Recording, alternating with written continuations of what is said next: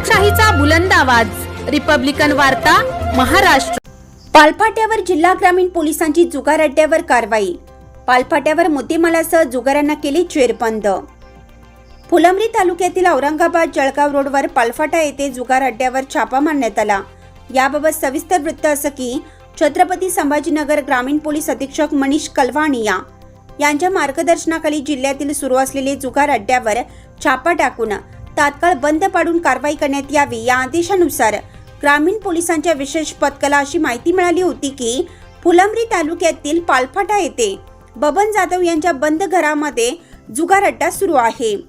या माहितीच्या आधारे पोलिसांनी सदर ठिकाणी छापा टाकला असता 7 जुगारी झन्ना मन्ना व तिरट नावाचा जुगार खेळत असताना आढळून आले।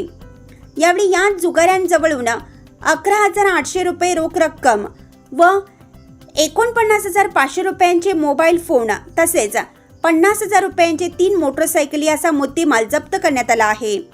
सदरची कारवाई विशेष पथकाचे पोलीस गणेश सोनवणे व इतर पोलिसांनी केली आहे।